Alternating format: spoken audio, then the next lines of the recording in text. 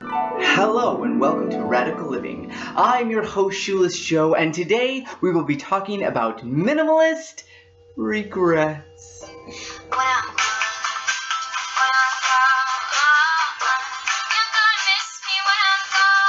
I've heard multiple minimalists say that they don't regret anything they've ever gotten rid of. They've never missed it, not even once. Well, I'm jealous of them because I cannot say the same for me. There's been items over the years that I've thought, dang it, I got rid of that thing and I could use it right now. This is sometimes known as the just-in-case principle. The fear of getting rid of something because you might need it just in case. I might need numerous pots and pans just in case there's ever a time when I have a bunch of people over and we're having a massive party and we're all cooking. I can't get rid of all of my books. I mean, what if someday I want to reread them?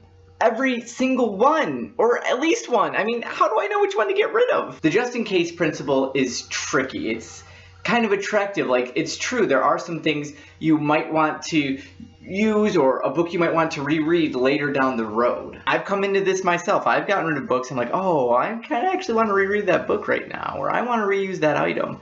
But the thing is, this is where the 20/20 principle comes in really handy. The 20/20 principle is just the principle that states that if you become a minimalist and simplify and get rid of most of your things, if you miss something somewhere down the road, you can repurchase most any item for $20 within 20 minutes. Like 20 minutes driving time of your house or whatever. And this is held true for me for the most part. I mean, whenever there's something, every once in a while it does come up, it's like, oh dang, I wish I had that, I can go buy it now. And within 20 minutes and for 20 bucks, I have it back. There is one item that I recently realized that I really regret getting rid of. I used to have this really old copy of the complete works of Shakespeare, and it was like small and like I really liked the binding and stuff. I got it actually, it was a discarded book from my school library. But I just never have time to read Shakespeare. Much as I love Shakespeare, I just don't have time to really read through the plays like I want to or like I imagine that I would.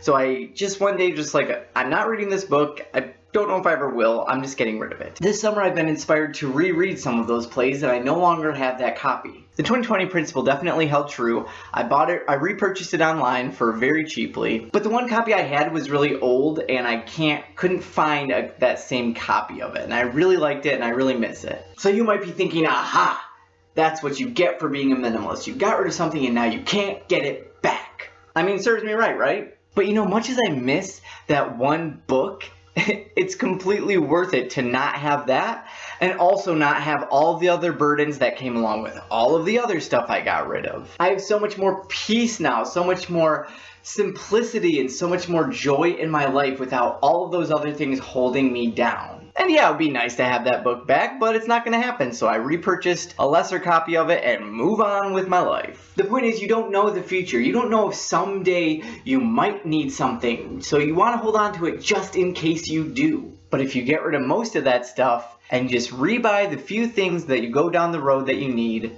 your life will be so much better. So fear not. Don't be afraid of just in case. Justin doesn't know what he's talking about. Justin wants you to hang on to every little knick-knack and every little book and every little thing just in case. But screw you, Justin. You don't know the future either. You just want me to live based on fear, and I refuse to do that. We should not live our lives based on fear, but live lives based in freedom.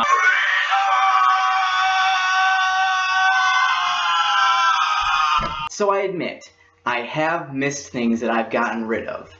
But that doesn't mean I regret getting rid of them. Someday I'm going to die.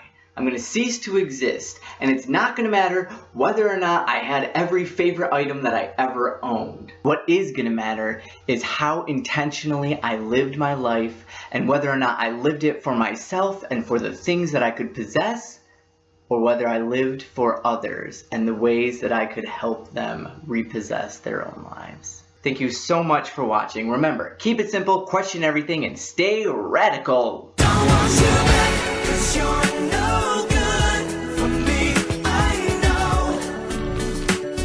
Stay radical.